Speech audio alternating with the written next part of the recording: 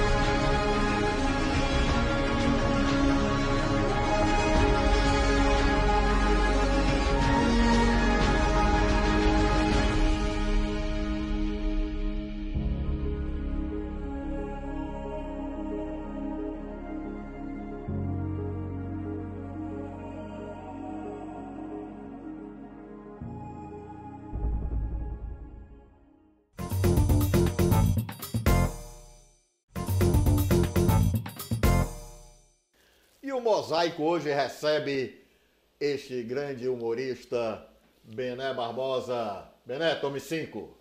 Seja bem-vindo. Obrigado. Até que enfim, né, rapaz? Rapaz, tu é doido, mas é porque eu gosto de causar saudade. Ah, tá certo. Se a gente não causar saudade. Rapaz. É banca.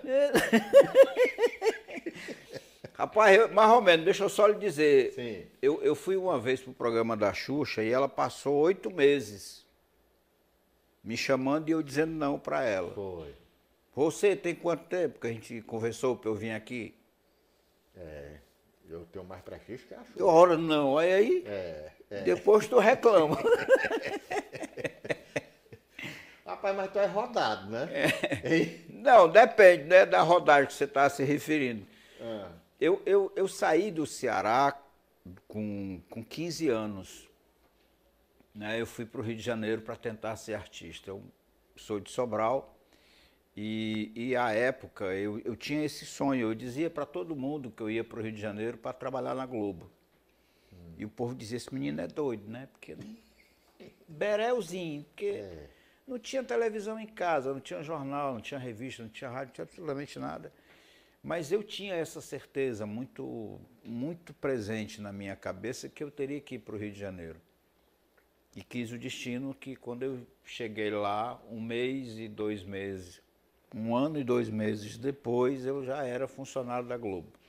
Ah, foi, não sabia disso. Office boy. Ixi, então rodava tudo aqui. Ora, né? não. Quer dizer, né? Era um laboratório, né? Sim. Assim, pra ti, né? Eu acho que eu sou um privilegiado, né? Eu, mesmo sendo de família humilde, eu tive a oportunidade de me encontrar com Carlos Drummond de Andrade, Olha aí. de estar com Roberto Carlos, né? De participar de toda aquela efervescência do rock brasileiro nos anos 80. Né? Eu vi muitos programas na Globo com o Jô, com o Chico, com o Renato, com o Chico Caetano, que fazia a época, enfim. Então isso, para mim, foi o grande combustível para eu formar o meu caráter cultural. E aí é que é interessante, que eu estou achando interessante, porque você já, no seu caráter cultural, você sabia o valor dessas pessoas, não é? Sim. Não é só a questão da tietagem, ou então da vaidade de estar, não, né? Mas eu digo muito, né? O conhecimento como o bem, né? Só vale a pena quando é compartilhado, Perfeito. né? Então você chegando a essas pessoas, né? Porque assim, Totônio, quando eu chego no Rio, né, eu fui morar na favela da Rocinha, que aliás, diga-se de passagem, era o melhor lugar do mundo para você viver, porque você está próximo de tudo. Você está próximo. São Conrado, Barra da Tijuca, Leblon, Jardim Botânico, enfim, está tudo ali. E o que eu tinha de certeza em mim é o seguinte: eu só tenho uma chance na vida para ter êxito. E essa chance só pode ser conquistada através do conhecimento. Então eu li de Sócrates a Babal do Pandeiro. Eu li de Nietzsche a Reginaldo Rossi. Legal. Então essa percepção de que o conhecimento traria a mim uma identidade cultural, mas acima de tudo um posicionamento enquanto ser humano, de saber que todas as portas só se abrem através do conhecimento. Né? Nada mais além disso. O resto é... A única coisa que não lhe tomam, né? Sim. Não é? E vem cá, aí você vai com essa perspectiva.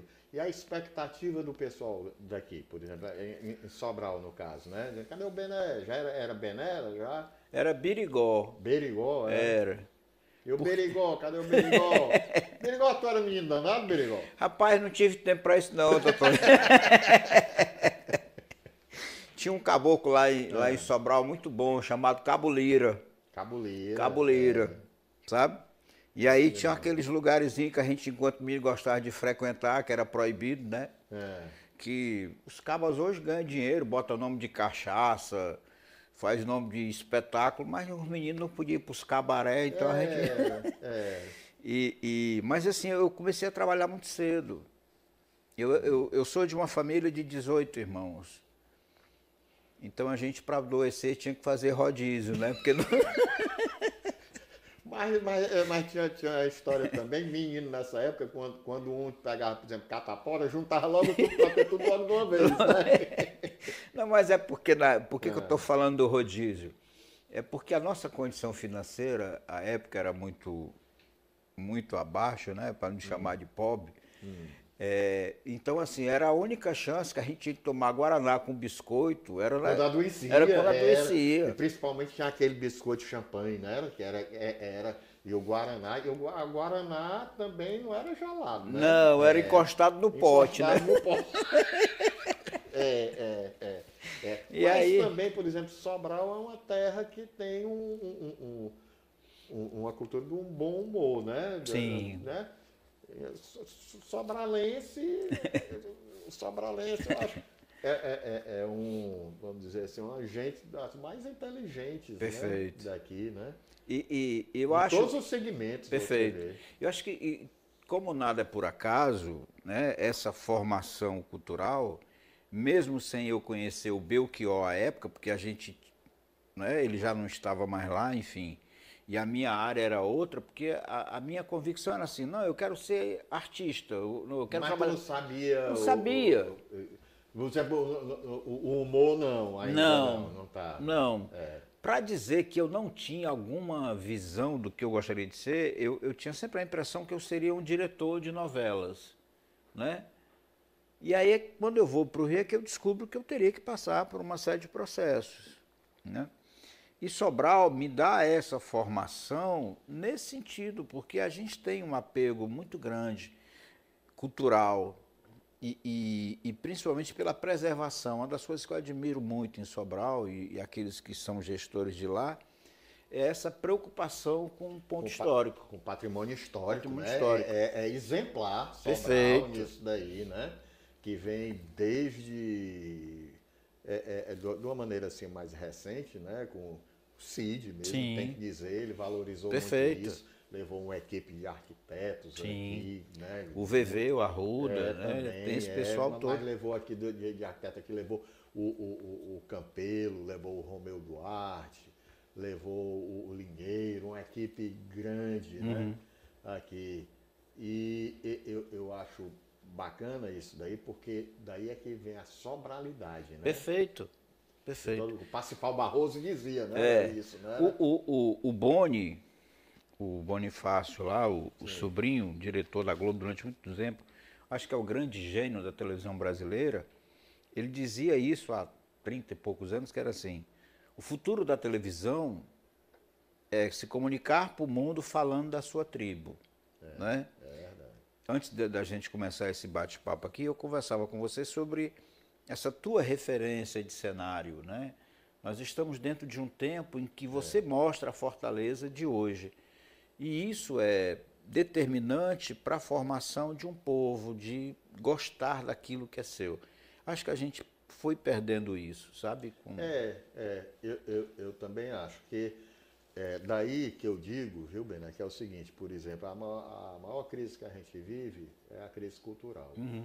Por quê? Porque é a partir dela que dissemina todas as patologias, Sim. quer seja na saúde, na educação, na infraestrutura, segurança, assim, no que vai, né? E você pega, né, nessa nossa formação cultural, que você está falando aí, por exemplo, do Belchior, que é uma referência lá, né, a partir de Sobral, né? Eu digo, mas você teve a ambiência que ele teve também, que é muito importante nisso daí. Como eu cito o Belchior na música, eu posso citar, por exemplo, na arte de representar, o Ari Sherlock. Sim, que é maravilhoso. Não é? Grande ator. Não é? E vai na literatura, Sim. e vários, né? De uma maneira mais recente, uma das pessoas inteligentes, o Dr. Ramos, né? Uhum. Ribeiro Ramos, né? E vem esse... porque Sobral, você sabe quando as cidades são menores, as desigualdades sociais são também menores. Sim. Né? Então convive do empresário mais bem sucedido com o carreteiro, não é? Às vezes bebem até juntos. Perfeito. Né? Com o prefeito da cidade também, né? E acho que aí há uma convivência que é mais saudável, que as grandes metrópoles vão afastando essa convivência, né? Afastam de um jeito que uma grande cidade chega a um ponto de se transformar em várias pequenas cidades. Perfeito. Né? E aí tornam-se submundos, né? Não talvez no sentido literário da palavra, mas tornam-se lugares de ambientes diferentes. Então são tribos que não se reconhecem. Não se conectam. E quando eu chego no Rio, eu sou levado a trabalhar com um cabra que... Por isso que eu falo, acho que eu vou me permitir usar uma frase do Chico Xavier, que ele dizia o seguinte: aquilo que é seu há de encontrar um caminho para chegar até você. Eu acho isso definitivo. E aí eu vou para o Rio de Janeiro. Quando eu começo a trabalhar na Globo, eu trabalho com Zelito Viana, irmão do Chico Anísio, pai do Marcos Palmeira. O Marcos Palmeira é cineasta, né? Cineasta maravilhoso, premiado várias vezes em Moscou e outros festivais afora. E Zelito me apresenta o Alto da Compadecida. Olha aí. Sabe? Ele disse: pai, se você quer fazer humor, se você quer fazer teatro, a primeira Tudo peça... era para fazer o João Grilo. Eu ganhei o papel para fazer o João Grilo. Só que o cabra que fazia anteriormente, que tinha largado o elenco, voltou. Ah, filho de uma égua. Eu não é. Isso é hora de voltar, pô! Eu acho que ele fez algum acordo com Nossa Senhora e Nossa Senhora deu. E aí, Totonho, eu passo a fazer o papel do Severino, né, do cangaceiro. Sei. E aí é que eu vejo o quanto a juventude... Tem que dar as amatapadas? Não, é o que manda ele matar. Não, é o que manda matar. É o que manda matar. É o que leva a facada. Leva a facada. Certo. E aí eu percebo o quanto a juventude é desprovida do comentário, sabe? A juventude, ela traz uma coisa que é extraordinária, que é a vontade de fazer, né? E eu descia a favela da Rocinha vestido de cangaceiro. Olha aí. Macho, com 2 cartuchos de bala cruzada assim, uma praga réia desse tamanho, como diz o cearense, andando pela Rocinha. Tu era menor nessa época? Assim, muito. Ah, era só tá grandão. Era só cabeça e orelha, velho. E os 2 cartuchos. Né? Então a juventude me deu isso de... Mas você teve uma ousadia bacana, né? Assim, eu diria até buscar, louca. Né? Louca, Louca, porque... Que seria da humanidade se não fosse a ousadia dos loucura. loucos. Né? Perfeito. Eu gosto muito dos loucos. E eu gosto de dizer, rapaz, eu sou doido e provo. É. Né? Era. Porque você sair com 15 anos para o Rio de Janeiro, e eu achava que, não, meu pai não quer que eu vá e tal, por que ele está fazendo isso? Ele estava certíssimo. Como é que você vai deixar um filho teu, cara, ir para um lugar que você não conhece? Né? Mas tu se sentia preparado e livre, né? Assim, Sempre. né? Isso daí, assim, na minha concepção de pensar, você tinha essa força porque uma das coisas que dá mais a coragem de se libertar é o amor que você recebe em casa. Perfeito. Né? Era, mesmo que fosse às custas de peia. Peia. Eu vou lhe permitir lhe contar aqui uma história que é muito íntima. Eu tenho um irmão que ele passou 25 anos sem falar com meu pai. Né? Porque à época, e eu compreendo isso hoje, ele apanhava muito, mas muito, muito, muito. Meu pai batia nele, às vezes até às vezes de minha mãe ter que dar banho nele com água e sal. E ele passou 25 anos. E um belo dia eu tive um encontro dos dois e eu presenciei. E meu pai disse, eu queria lhe pedir perdão pelas atrocidades que eu fiz contra você. Meu irmão tinha 8 anos. E ele disse, quando eu bati em você, era a única forma de amor que eu conhecia. Para qualquer ser humano, isso parece uma desculpa muito vaga. E aí meu pai continua e diz o seguinte, porque eu pensava que ao bater em você, você teria medo de ir para o cabaré, porque ele ia para poder escapar, e à noite ele ia roubar coco babaçu para poder se alimentar. E meu pai dizia, eu fazia isso porque eu acreditava que era a única forma de amor, porque você teria medo de apanhar novamente e ficaria dentro de casa. Olha como é que são as compreensões, né? As compreensões, né? E aí quando eu vou enterrar o corpo do meu pai, eu percebo que ele tinha razão no que ele estava dizendo. Porque a vida dele, em 1933, você morar no interior, não era nem em Sobral não, ele nasceu em Caracará. Sei. Então não tinha acesso a absolutamente nada, é um povo que está saindo da escravidão de uma certa forma, né? Então, essa linha do tempo não é que causa uma desculpa, mas causa uma compreensão sobre o ser humano que foi formado naquela época. Porque entra aí muito também o instinto de sobrevivência. Perfeito, né? perfeito. Vamos beber um copinho d'água? Vamos tomar uma. Já? Opa! É água, né? Volta já. Volto já.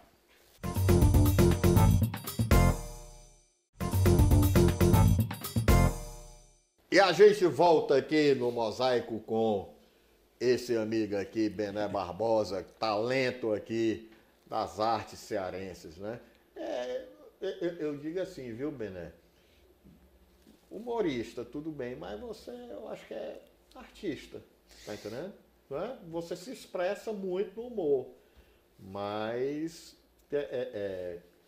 tem outras vocações, habilidades dentro das artes, né? Por exemplo, você falando aí na questão de diretor, Sim. de novela, tudo. Não sei se ainda vai ser diretor de novela não, né? Porque as mídias mudam muito, né? Mas diretor artístico você já é, né? Nem que seja de si mesmo, mas né? Eu particularmente me considero um operário da arte, sabe? E eu acho que para aqueles que acreditam em Deus, a arte é a melhor tradução do que é esse ser divino. Não é? Porque se não fosse a arte, nós não seríamos absolutamente nada. Ninguém sabia nem da história da gente. Não é? Né? Porque a história da gente é muito contada pela arte. Sim. Né? Então, essa tradução do divino pela arte, então quando você vê... Porque a arte, ela consegue ser universal, independente de onde ela possa nascer. Né? Então, quando a gente vê uma renda do Ceará, que você vê um artesanato de barro, quando você vê Aquele desenho dos potes, né? Perfeito. Quando você ouve uma música, né? Quando você vê um filme, quando você lê uma poesia, lê um livro, você está diante do divino. Porque o divino faz com que você se transmute, com que você saia de si mesmo. E aí eu muito espiritualizado, né? Tu sou, procura, né? sou. E é afeito também assim a doutrina espírita? Sou. Mas eu hoje eu me considero mais um cabra que eu sigo um caboclo que é cearense. É mesmo? É um tal de Jesus Cristo. Né? Porque ele pode até não ser cearense, mas que ele praticava a filosofia do cearense, ele praticava. É verdade. Sabe qual é a filosofia de Jesus? Pegar o beco. Certo? E Jesus ele fazia o seguinte, ele chegava aqui e dizia assim, bem-aventurados os mansos de coração, porque eles herdarão a terra. Tchau, negada. Ia-se embora, Totonho. Ele não ficava catequizando ninguém. Então, eu acho que Jesus ele tem essa capacidade de, independente das religiões, porque quem inventa a religião não é ele. Não é ele, né? É depois, né? Vem, né? Os apóstolos. Teve gente que escreve aí na própria Bíblia, né? Nos testamentos, nunca nem conheceu Jesus. Nunca nem conheceu Jesus. Então, assim... Então, eu respeito para um homem que transformava água em vinho. Rapaz, homem desse... eu sempre tive assim, no meu imaginário, assim, no meu desenho de Jesus Cristo, como um cara muito legal, assim, cabeça, não era careta. Perfeito, tudo. lógico. Eu digo muito assim, olha Jesus voltando hoje em dia, ele ia dar uma reada em tanta bestada aí. Ia dar uma lição de tanto carão. Ia mangar de muita coisa aí, né? Ia dar tanto carão, assim, na boa, né, nos cabras. E acho que Jesus tem essa capacidade de nos transformar em humanos. É verdade. Ele mesmo sendo um ser divino, ele tem essa capacidade de fazer com que a gente se torne mais humano. Porque a própria condução da política e da religião é que levam Jesus à crucificação. É verdade. Certo? Eu estou escrevendo um livro chamado A Compaixão de Cristo. Certo? Além de outras coisas, eu estou me metendo nesse negócio. Né? Um cabaré que nasce lá em Salvador. Então, A Compaixão de Cristo é um livro que eu vou trazer uma reflexão que talvez as pessoas não queiram refletir, que é sobre o fato da gente crucificar ele todo ano. Né? Na Semana Santa, aí tu diz. E aí a história se passa no interior do Ceará. Rapaz, na próxima encarnação, se eu não vier cearense, mas a briga com São Pedro vai ser tão grande. eu gosto de me apresentar como cristão. Sim. Assim, tu és o quê? Eu sou cristão. Eu sou cristão. Mas Né? Porque Cristo é maravilhoso. Maravilhoso, cara. Sabe? É nisso tudo. E tu estava falando muito assim na questão da arte, de Deus, tudo. Tem uma frase que eu digo e repito sempre, né? Que se aplica muito a mim, que eu sou muito grato à arte. Uhum. Aí eu digo assim, Deus é pai, a arte mãe, e assim nós somos irmãos. Pronto. É por aí. É por aí. Porque a gente deve comungar desse sentimento. Porque a arte transforma tudo. Você pode estar numa briga fuleira aqui, uma briga daquela grande. Rapaz, se aparecer uma música bem aqui, aí todo mundo deixa de ver a briga para ir escutar a música, né? Aí o caboclo tá aqui brigando, tal, aí tem um cara contando uma piada bem ali, o cara já sai e deixa o caboclo aqui no meio da peia dele lá e vai para lá. E na arte mesmo do humor, né? Às vezes você tá no enrunha, né? Sim. Vamos dizer assim, tudo. Aí depois, sei lá, parece que chega essa arte do humor, você olha para a cara do outro, começa a rir, pronto, né? Você desarma. Se desarma, né? Eu tenho um amigo que ele dizia assim, rapaz, o papai dizia o seguinte, se lhe fizeram uma pergunta séria, responda rindo. E se lhe fizeram uma pergunta rindo, responda sério. Vai entender, né? Mas é isso mesmo. Mas para ver, pessoal, aqui eu estou aqui com o Bené Barbosa, humorista, para vocês verem também que o humor é coisa séria. O Chico Anísio, que é o grande gênio do humor, ele dizia uma frase que eu acho fantástica. Ele diz, O humor é tudo. Né? O humor é tudo. Até risível. É risível. Porque o humor, na realidade, ele é aquilo que a maioria das pessoas não tem coragem de dizer. Porque o humor, ele quebra tudo. Ele quebra todas as convenções, ele não precisa fazer... Eu não gosto do humor panfletário. Certo? Porque aí para mim já não é humor. E acho que o humor ele tem uma outra coisa que é fantástica, que é inteligência. Claro. Sem inteligência você não faz humor. O Chico Anísio, né? Não é à toa que tinha uma época que ele se apresentava, ele contava uma história, contava uma piada, vamos dizer, porque eu não digo nem piada não, sim, né? Ele é uma história mesmo. Uma história mesmo. Aí ficava todo mundo calado, dava aquele delay, né? Sim. Aí depois o pessoal ia rir, né? Porque perfeito. Caía, né? Caía a ficha. Muito disso, era muito um humor inteligente, né? Tudo. E é uma característica nossa aqui, né? Do cearense que a gente tem que preservar. Perfeito. O humor inteligente. Perfeito. E a gente tem essa percepção da inteligência, do humor, muito antes do Chico. Não o Paulanei. Paulanei, né? Que já no chegou Quintino no Rio, Cunha. Quintino Cunha, né? Mas que mal o Paulanei no Rio, não era? Quando sim, foi, né? Trabalhar sim. lá, ele já escrevia. Ele já fazia as fuleiragens lá. As fuleiragens lá. Quintino Cunha. Quintino Cunha E a gente tem, rapaz, eu digo assim, a gente tem muita história, falta memória, né? Um pouquinho. Sim. A gente tem que resgatar essa memória aqui, né? Porque é muito...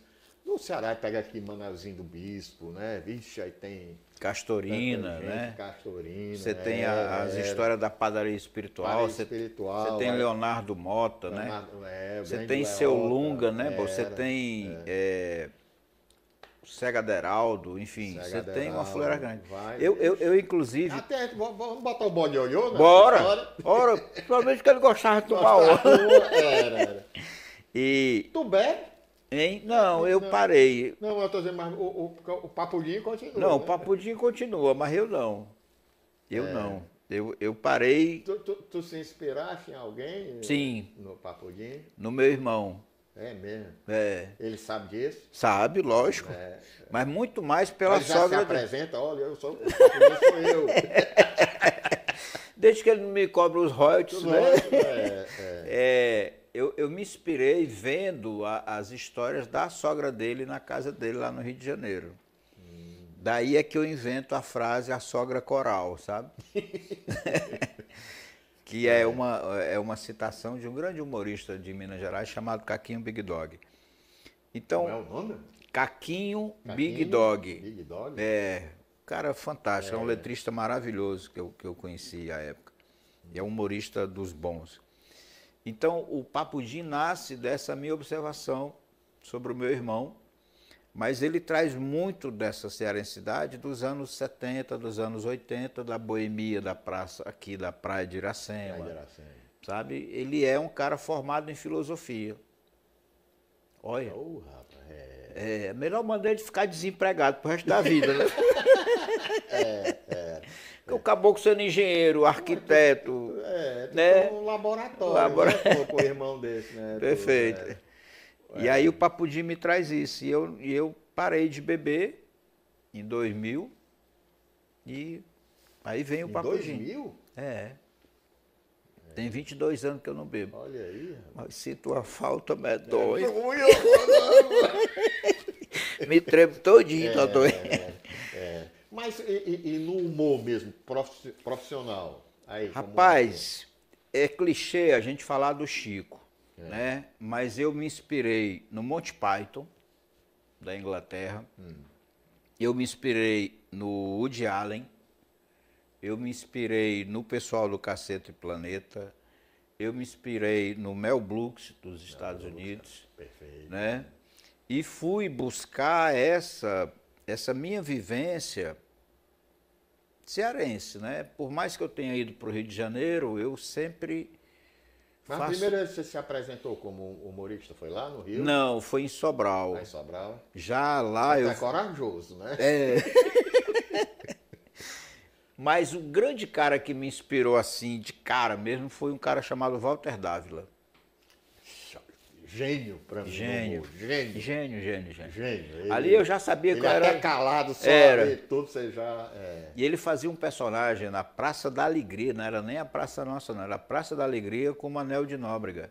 Ele fazia um cara que lia um livro de cabeça para baixo. E ele tinha... tinha um negócio assim.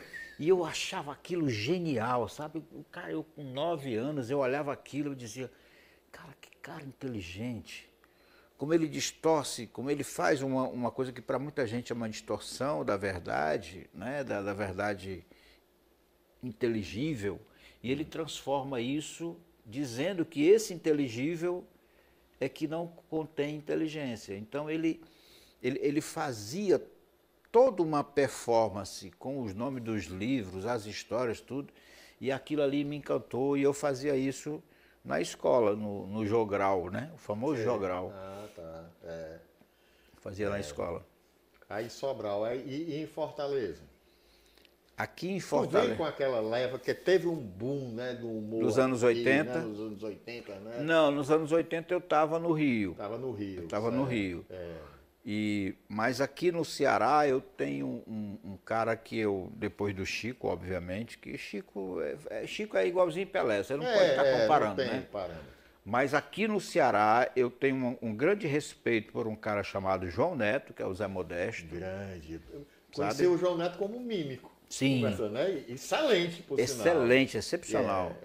Maravilhoso. É um cara quem eu devo muito. É o cara que me encaminhou, que me lapidou muito. E o outro cara, assim, que eu adoro é o Espanta. O Espanta.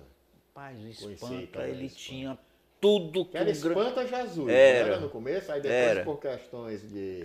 porque ele foi pro Jô, a galera começou a falar e tal. E o Espanta, ele tinha tudo que um grande humorista precisa. Primeiro, era inteligente. Né?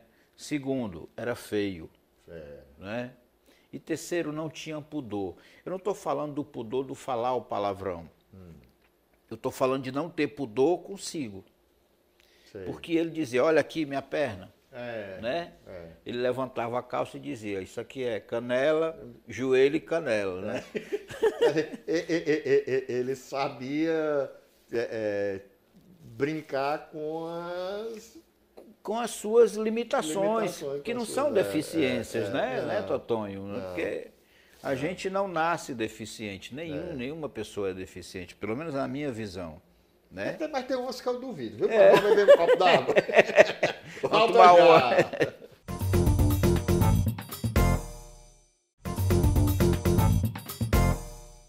E a gente volta aqui conversando com o humorista Bené Barbosa.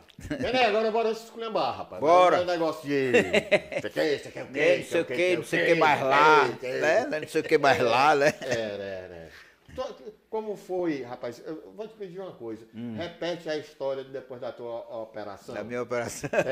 Que bombou todo ainda hoje, né? A gente vive recebendo, né? Eu tava... Tu estava saindo mesmo do hospital? Não. Eu estava gravando um programa para Globo, que é o Bem-Estar. E aí, um calor medonho, marchou numa fome. Tinha 2 meses que eu tinha feito a cirurgia. E isso é verdade.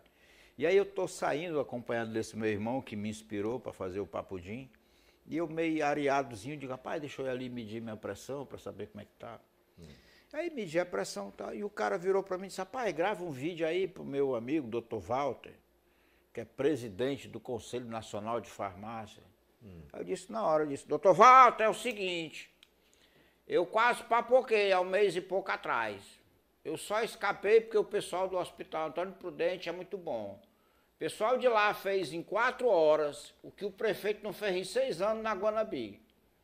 Eles fizeram 4 pontes no meu coração, uma avenida no meu peito, uma via expressa na perna, só não mexeram na rotatória. E se mexeram, fizeram um serviço muito bem feito, não está vazando nada. Aí bombou, foi aí tudo, como viralizou. Viralizou. Tudo, né? Mas a grande alegria que eu tenho desse vídeo é porque ele foi parar no programa do Fábio Boechat. Ah, tá. Legal. Cara da Band News, que eu um dos maiores jornalistas que eu já vi em toda a minha vida. E assim, eu acho que os acasos, e aí é que eu falo, uma das coisas que eu deixei de falar, é que o humor, ele só consegue ser risível se ele consegue entrar na vida das pessoas, no cotidiano das pessoas. Né? Eu particularmente, eu gosto muito quando, vamos dizer assim, a peça artística tem a ver com a vida do seu criador, então, sei lá, que tem a alma. Perfeito, né? Porque o que nós somos? Nós somos sentimentos. Se você pega a música que é feita hoje, o que chamam de música, que ela é extremamente descartável, ela não fala de sentimentos. Ela fala de momentos. Eu tenho um amigo que toca na noite, que ele diz, rapaz, eu estou numa dificuldade tão grande de decorar a música hoje para cantar à noite. Rapaz, porque são muito parecidos. Tanto aquela batidazinha, e como as letras também, sabe? Assim, aqueles chavões, às vezes eu tenho medo, só pode misturar que ninguém nota não. Não, ninguém sabe não, é só pedir assim, alô meu patrão, né? Alô patrão. Quem tiver feliz, levanta, tinha uma bate o pé época, no chão. Que eram as bandas, né? Bené, que elas davam o número do telefone. Sim. Né? Banda, fulano, de tal, fulano, não sei o que mais lá. 99, tal, dava o prefixo, antes era 5, né? Mas é por isso que eu falo que a inteligência da arte, ela tem que ser posta sempre à prova. Posta à prova não, tem que sempre ser mostrada, melhor dizendo. Você pega uma letra como Correnteza, do Tom Jobim, na voz do Djavan, sabe? Aí é que você percebe a divindade do que é a arte. Aí eu digo assim, por exemplo, me corrija, eu digo assim, tem a arte boa e tem a arte ruim. Daí, né? Então tem a música boa, tem a música ruim, tem a pintura boa, a pintura ruim, tudo, né? Tem isso daí. Mas uma coisa que eu faço questão de frisar é que a arte popular tem qualidade. Sim. Agora, tem que ver qual é a música popular, a arte popular mesmo, boa, tudo. Mas eu acho que a gente sofre um fenômeno hoje que ele é extremamente devastador, certo? Porque o que acontece? A gente, para chegar, vamos falar do Chico Anísio, pronto, vamos falar do Chico. O Chico, para chegar a ter um programa na TV Globo, por onde é que ele passa, Totó? Começa com locutor. Sabe, ele começa como locutor, ele está disputando, ele está num concurso disputando com o Silvio Santos, com Fernanda Montenegro e tal, não sei o quê, e aí o cara começa a fazer esquete, começa não sei o quê. Você tem toda uma trajetória, então eu temo pelo futuro das artes por uma única razão, porque a gente não forma mais ninguém, certo? Então se a gente não forma um cantor, se a gente não forma um ator, como é que amanhã ou depois a gente vai fazer um espetáculo teatral? Como é que a gente vai fazer um filme? Se a gente não tem atores. Então aí, me perdoe, só para eu terminar aqui meu raciocínio. Quando a gente olha hoje, as televisões estão perdendo a audiência. Elas estão perdendo a audiência porque elas não oferecem um bom produto. Ponto. Sabe, é só isso, não é... Porque toda vez que a televisão se propõe a fazer algo que mostre o que é o Brasil, como foi agora a novela Pantanal, isso é visto, porque você insere o povo brasileiro dentro da sua realidade. Então, quando você pega um Alto da Compadecida, por mais que a imensa maioria desse país não tenha sido nordestina, não seja o nordestino, mas ela se enxerga porque o Brasil sempre foi rural. Então, essa é a diferença das coisas, né? Então, o que está acontecendo hoje é um fenômeno muito perigoso, pelo menos a meu ver, para que a gente no futuro não tenha essa coisa do que é construir arte. Daí eu me preocupo e eu faço, hoje eu tenho um instituto chamado Instituto Se Abrindo. Tá. Que abraça... um dos projetos que tu está muito, né, envolvido, né? É esse, mas tu também tem como é? O Terça de Graça. O Terça de Graça é muito legal. E estou lançando agora o Ler e Rir. Ler e Rir.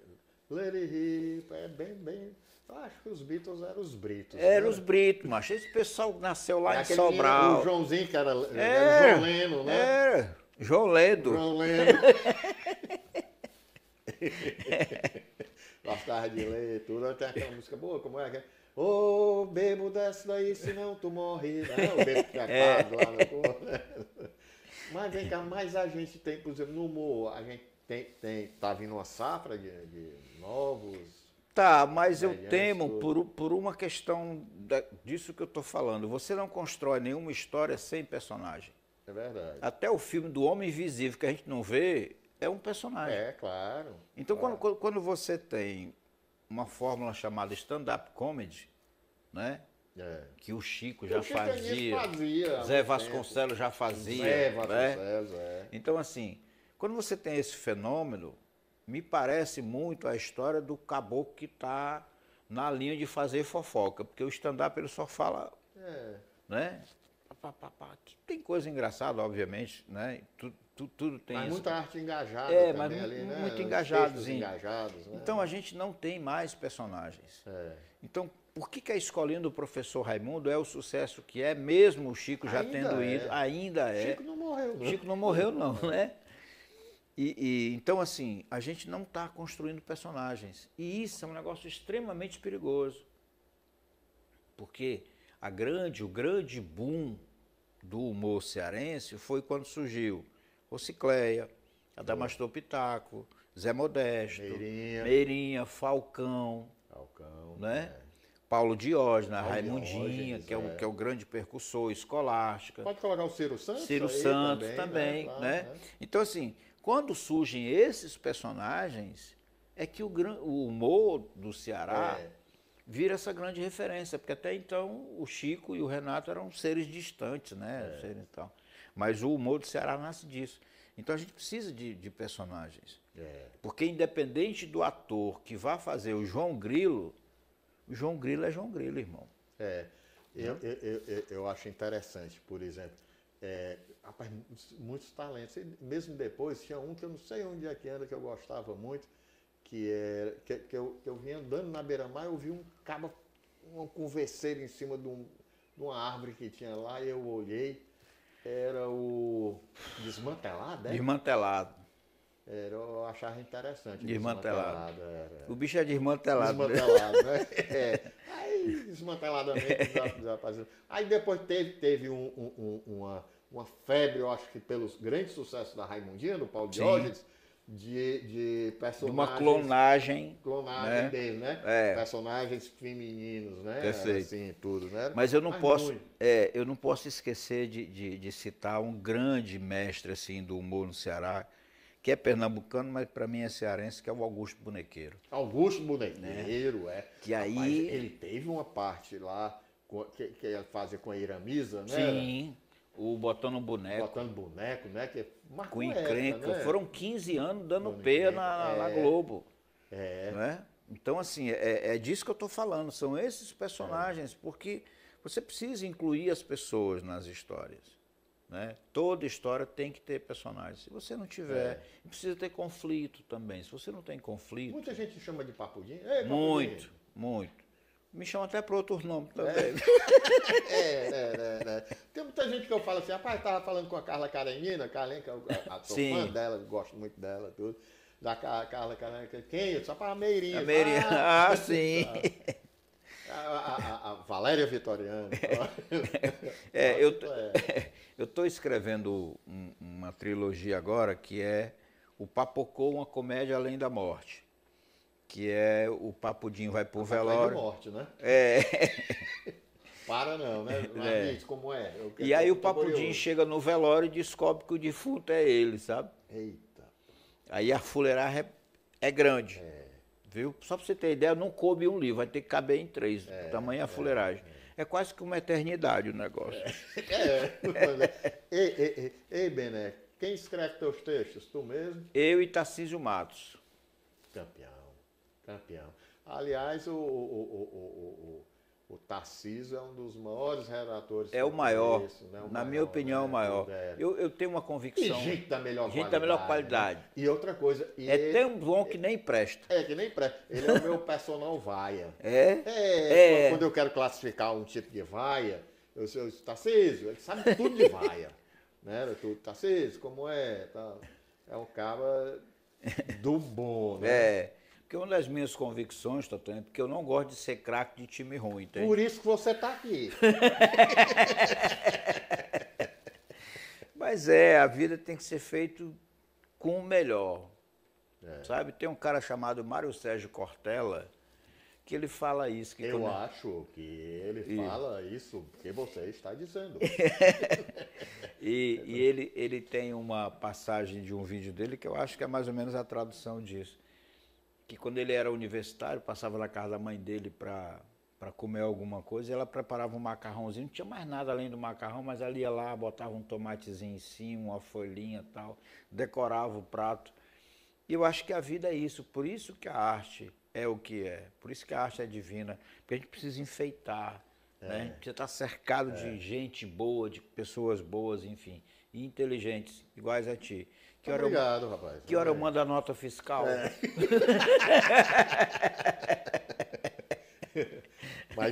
Mas é isso, rapaz. Olha, vendo assim negócio de vida, né?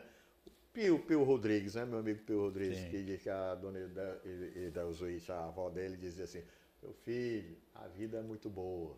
E sabendo enfeitar. Essas coisas porque, né, que a gente tem. Porque se não tiver o enfeite, mas como é que eu fico, né? Porque acaba Mas tu tá até melhoradozinho depois da última vez que eu te vi, rapaz. Foi. Rapaz. O que foi? Botox, Restylane, Não, macho. Botox? Não, quem diz isso é o...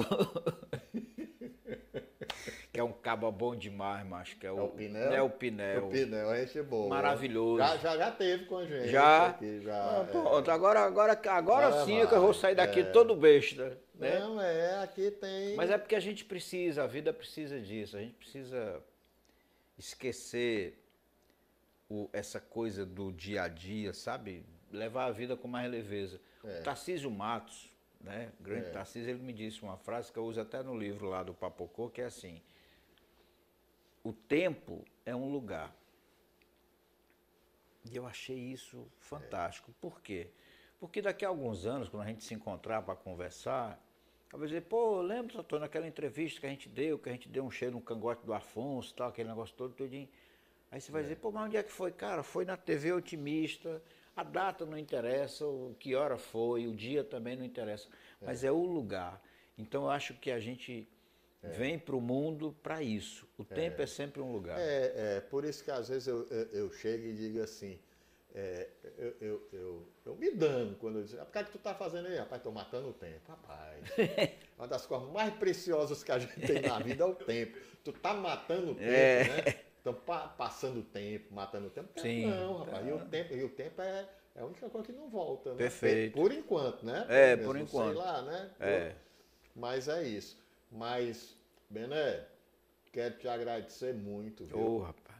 A sua presença aqui, que a lição que a gente tira daqui é que o humor é coisa séria, né? Seríssima. E tanto é que mantém esse riso, né? Sim. E ajuda a gente a viver, né? Perfeito. Viu? Muito obrigado, amigo. Meu irmão, precisando é só chamar, viu? Tá certo. E vê a história quando terminar o livro do Papocô. Do Papocô, Deixa viu? comigo, rapaz. Se eu não papocar antes... não vá na rabichona. Não. Valeu, esse é o Bené Barbosa, meu amigo Papudim. Até o próximo.